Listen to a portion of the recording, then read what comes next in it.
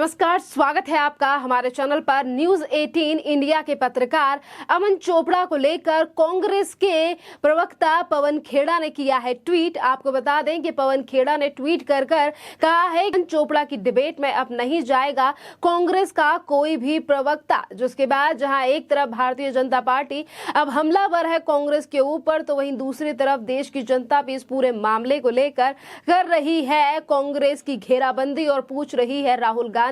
और सोनिया गांधी से सवाल। तो वहीं दूसरी तरफ घेरा जा रहा है पवन खेड़ा को उनके ही ट्वीट को लेकर। दरअसल आपको बता दें कि कांग्रेस नेता पवन खेड़ा ने अपने सोशल मीडिया हैंडल के जरिए लिखा है कि बॉयकॉट घोषणा पिछले कुछ हफ्तों के साथ ही प्रवक्ताओं व अन्य शुभचिंतकों से चर्चा करने के बाद हमने ये निर्णय लिया है कि एंकर अमन चोपड़ा के शो पर कांग्रेस की तरफ से कोई अधिकृत प्रवक्ता नहीं जाएगा। समाज में जहर फैलने से रोकना हमारा योगदान है। जिस तरीके से अमन चोपड़ा के ऊपर ये कटाक्ष करते हुए उनके ऊपर निशाना साधते हुए कांग्रेस के प्रवक्ता पवन खेड़ा ने ये ट्वीट किया है कि अब कांग्रेस का कोई भी प्रवक्ता और कोई भी स्पोक्स पर्सन अमन चोपड़ा की डिबेट में नहीं जाएगा। जिस तरीके से बेइज्जती किया जाता है या फिर बॉयकॉट की घोषणा की गई है अमन चोपड़ा को लेकर, जिसके बाद आज भारतीय जनता पार्टी भी हमलावर है। इसी पूरे मामले को लेकर आपके लिए बता दें कि कांग्रेस पार्टी के पास जवाब नहीं है। अमन चोपड़ा के जवाबों से जो है वो मुंह फेरने की कोशिश कांग्रेस कर रही है। भारतीय जनता पार्टी के नेता कपिल मिश्रा ने भी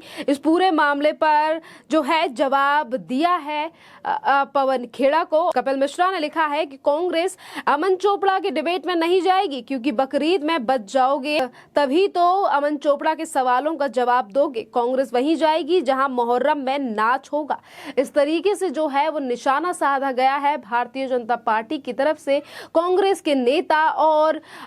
पवन खेड़ा के ऊपर। आपके लिए बता दें कि जहां एक तरफ पवन खेड़ा ने इस ट्वीट को किया है तो वहीं दूसरी तरफ जयराम रमेश ने भी इस पूरे ट्वीट को रीट्वीट करते हुए अपनी सहमति जताई है कि अमन चोपड़ा के डिबेट में अब कांग्रेस का कोई भी प्रवक्ता नहीं जाएगा। इसी के साथ अगर हम बात करें अमन चोपड़ा और कांग्रेस की और भी तमाम चीजों की, तो पहले यानी कि पिछले ही दिनों राजस्थान जहां पर कांग्रेस की सरकार है, अशोक गहलोत मुख्यमंत्री है राजस्थान के, 200 साल पुराना मंदिर पर जिस तरीके से बुलडोजर चला दिया गया था राजस्थान में, उस पूरे मामले को लेकर जिस तरीके से तमाम जो बातें हैं डिबेट की गई थी, अमन चोपड़ा ने जब इस पूरे मुद्दे को उठाया तो उसके बाद भी कांग्रेस के नेताओं यानी कि एक याचिका, एक जो FIR है वो दर्ज की गई थी अमन चोपड़ा के ऊपर राजस्थान में। जिसके बाद राजस्थान की पुलिस जो है वो गिरफ्तार करने के लिए भी पहुंची थी, उनसे बातचीत करने के लिए भी दिल्ली पहुंची थी और अमन चोपड़ा के घर के बाहर भी धारा 144 लगानी पड़ी थी और पुलिस को भी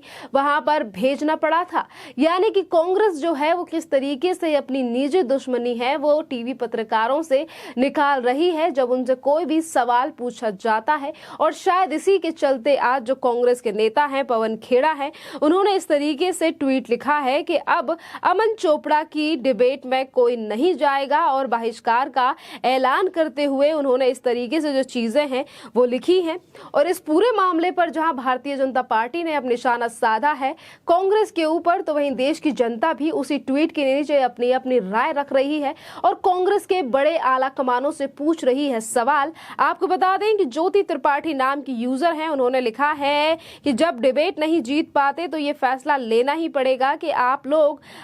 अभी डिबेट में ना जाएं, आप लोग तो अभी सिर्फ भारत जोड़िए। तो वही रतन शारदा नाम के यूजर ने लिखा है कि चलो अच्छा है, अब टीवी पर कांग्रेस वालों की हार कम होगी। प्रखर श्रीवास्तव लिखते हैं कि डर कर भागो मत, मुकाबला करो अमन चोपड़ा का। ऐसे कैसे भारत जुड़ेगा, कैसे भारत अमन का होगा, डरने से कोई हल नहीं निकलेगा। जहां एक तरफ कांग्रेस के नेताओं की तरफ से बहिष्कार की मांग की जा रही है तो वहीं दूसरी तरफ देश की जनता की इस तरीके से राय सामने आ रही है। और वहीं सुरेंद्र नाम के जो यूजर हैं उन्होंने लिखा है, क्या कांग्रेस नेता, क्या प्रवक्ता, क्या उनके सोशल मीडिया चलाने वाले अधिक समाज में जहर फैलाने वाला और कोई है संसार में? खैरा साहिब, आप तो उन सब में से जहर फैलाने वालों के बादशाह हो। यानी कि एक तरफ टीवी एंकर हैं, तो अपने प्रखर सवालों को लेकर हमेशा ही वो आगे रहे हैं। पहले वो जी न्यूज में थे और अब वो न्यूज 18 में पत्रकारिता करते हैं और उनका शो भी आता है। और इसी पूरे मामले पर जब कांग्रेस के ही नेता जवाब नहीं दिए जाते हैं, आज वो अमन चोपड़ा को लेकर इस तरीके से जो है अपनी बौखलाहट दिखा रहे हैं, जो कि आज जनता इस पूरे मामले पर अपनी राय रख रही है। इसी के साथ अगर हम बात करें मल्लिकार्जुन खड़गे की, जो कि कांग्रेस के बड़े नेता हैं और अध्यक्ष के लिए वो चुनाव भी लड़ रहे हैं, उस कैंडिडेट की लिस्ट में है उनका नाम। और जब जैसे ही उनसे इस पूरे मामले को लेकर मीडिया कर्मियों से सवाल पूछा गया कि आने वाले 2024 के चुनावों के लिए आखिरकार कांग्रेस की तरफ से कौन होगा प्रधानमंत्री पद के लिए उम्मीदवार, आप या फिर राहुल गांधी, तो इस पर जवाब देते हुए मल्लिकार्जुन खड़गे ने कहा कि एक कहावत है जो कि मैं हर जगह पर कहता हूं और मैं यहां पर भी कहना चाहता हूं कि पहले ईद में बचे तो मुहर्रम में नाचेंगे। इस तरीके से जो ट्वीट बयान दिया गया मीडिया के सामने, इस पूरे मामले को लेकर भी भारतीय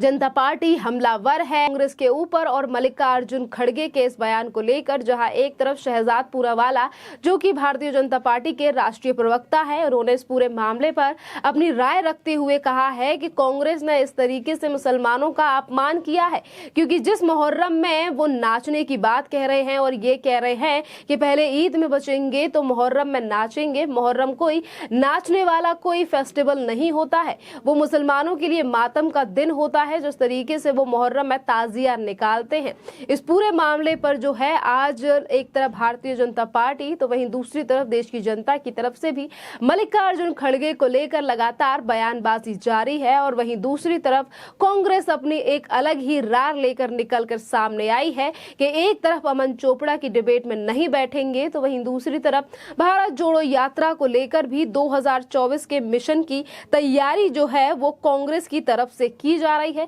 जिसमें बार बार पे चीजों का जिक्र किया जाता है कि इस बार जो है 24 में कांग्रेस आकर मजबूत रहेगी, क्योंकि कांग्रेस ने जिस तरीके से